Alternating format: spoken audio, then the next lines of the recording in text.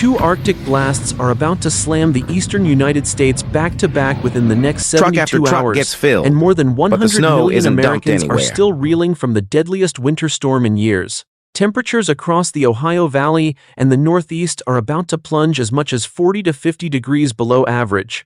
Parts of Pennsylvania could see lows near 25 degrees below zero by Monday morning. That is not a typo. 25 below zero. And it is coming with a widespread snow event that will impact tens of millions of people from Indiana to New England. In the next few minutes, I am going to give you the exact timing for when each wave of cold and snow arrives in your specific city, hour by hour. Not general information, exact times. I will also break down the full scope of what Winter Storm Fern just did to this country, why the insurance industry is in shock right now, and why the next 7 days could be even more dangerous for communities that are already on the edge. But first, you need to understand what just happened and why what is coming next could push millions of people past their limit. Real quick, do me a favor. Drop your location in the comments. Let me know where you are watching from so I can give you a weather update for your area. Or just share what conditions look like where you are right now so everyone else watching can stay in the loop too. Alright, let us get into it. Here is the important part. Catastrophe risk modeling firm Karen Clark & Company has just released its estimate for privately insured losses from Winter Storm Fern, $6.7 billion. That number is far higher than many in the industry expected. Aon initially projected losses above $1 billion, but KCC's figure blew past that by more than 5 times. More than 30 states reported damage. At least 100 people are dead across states, stretching from Texas to New Jersey, according to data collected by CBS News. Over 102,000 homes and businesses were still without power as of Monday morning, according to Power Outage to Us.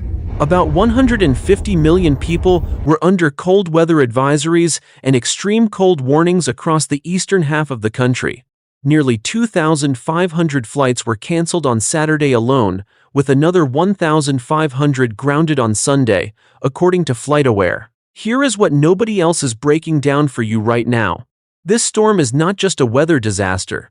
It is an infrastructure failure, an insurance crisis, and a human tragedy all rolled into one. And if you live anywhere from Texas to Maine, pay close attention to what comes next, because the situation is about to get worse before it gets better.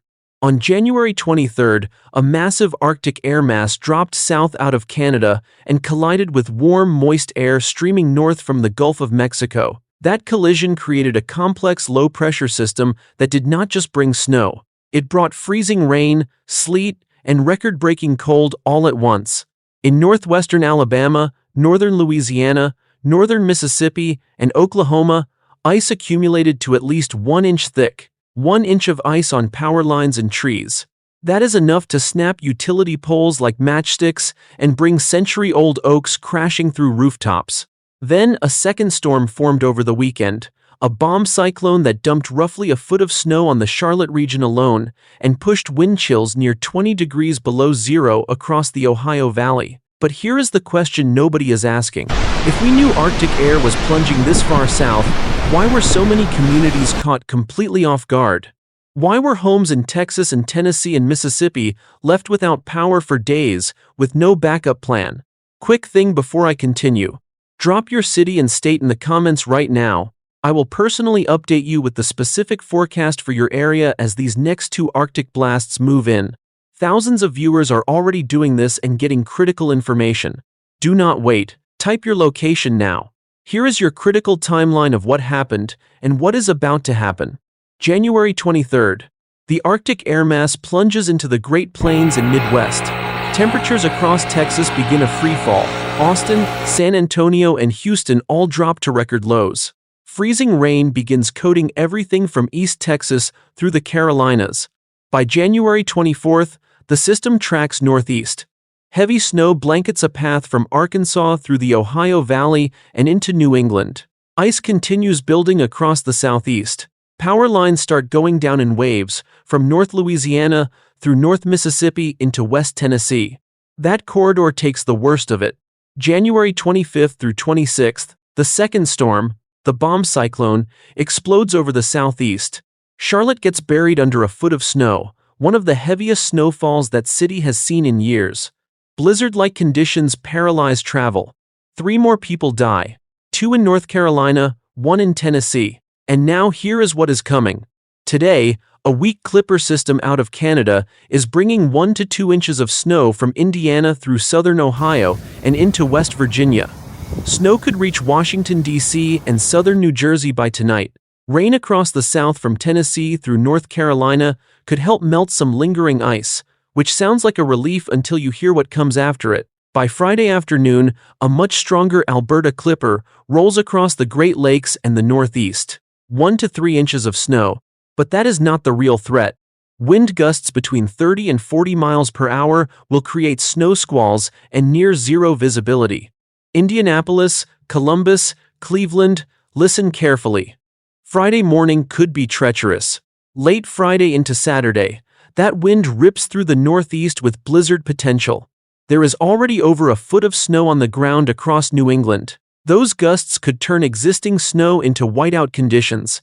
And then comes the real punch. A massive low-pressure system develops just north of the Great Lakes Friday into Saturday, dragging temperatures down by as much as 50 degrees within 24 hours. By late Saturday, parts of New England could see lows near 30 below zero. By Monday morning, Pennsylvania and upstate New York could be staring at temperatures 50 degrees below average. Record books would be shattered. Do not think this is over. What comes next could be the most dangerous stretch of cold the Northeast has seen in decades.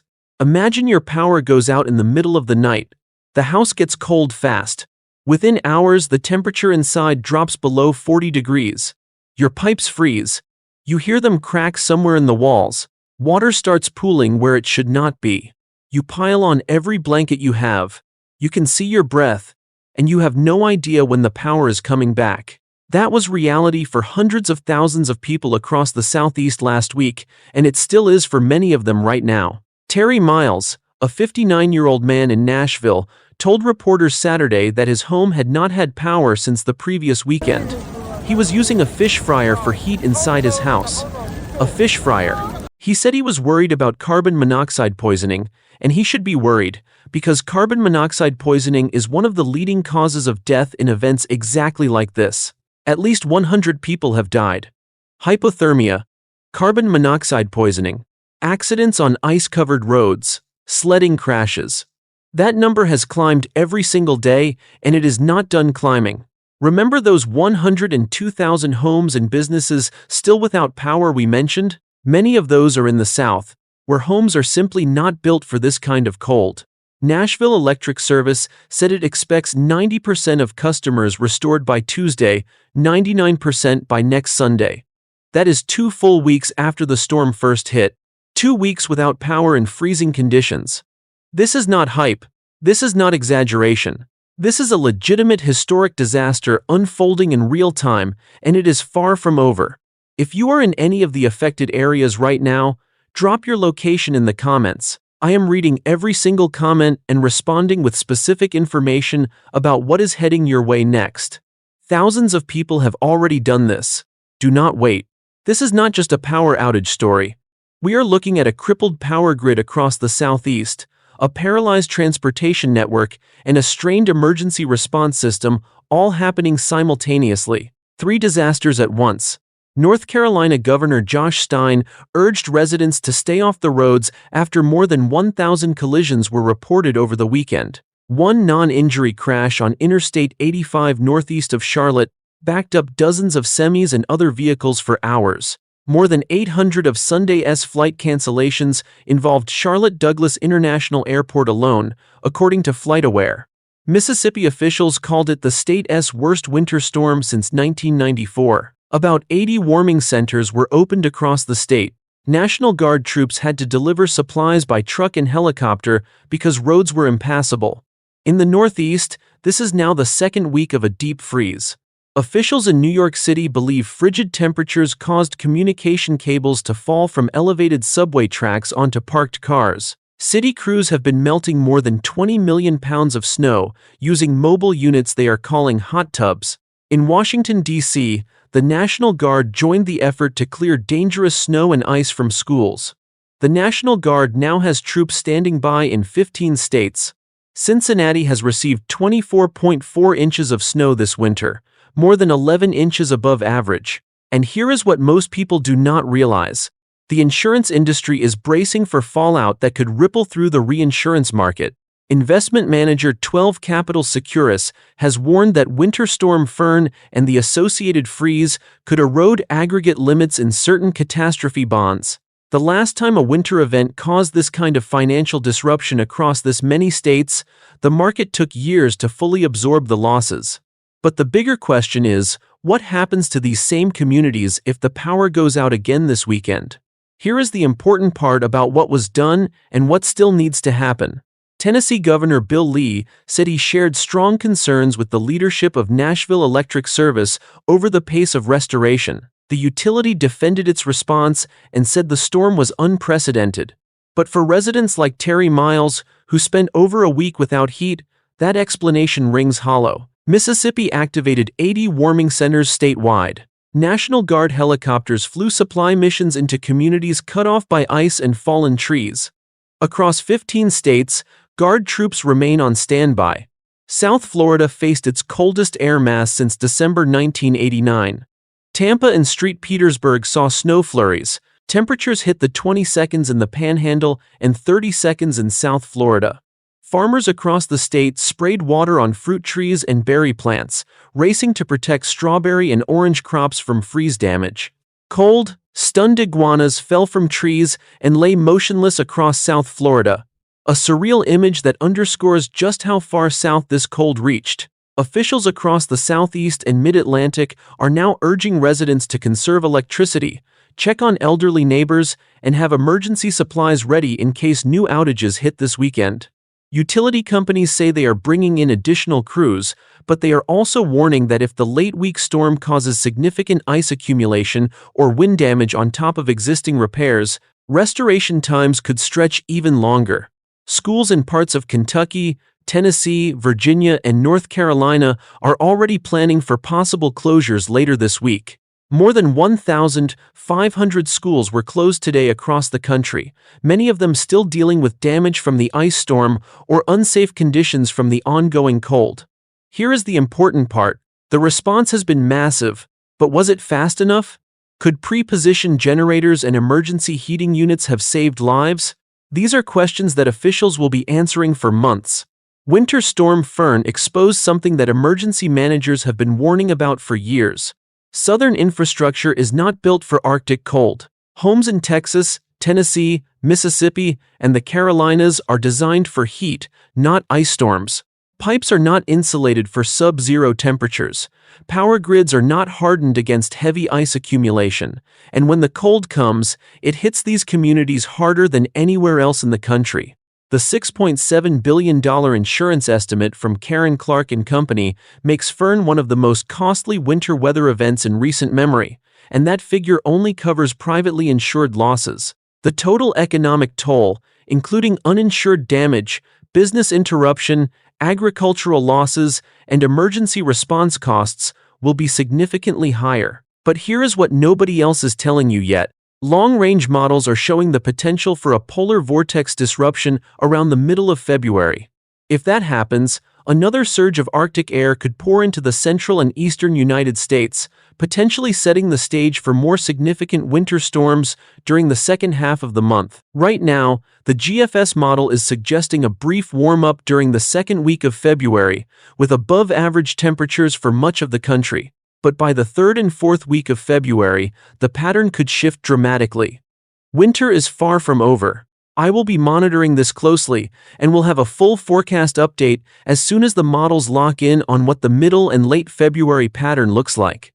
$6.7 billion in privately insured losses across more than 30 states. At least 100 people dead.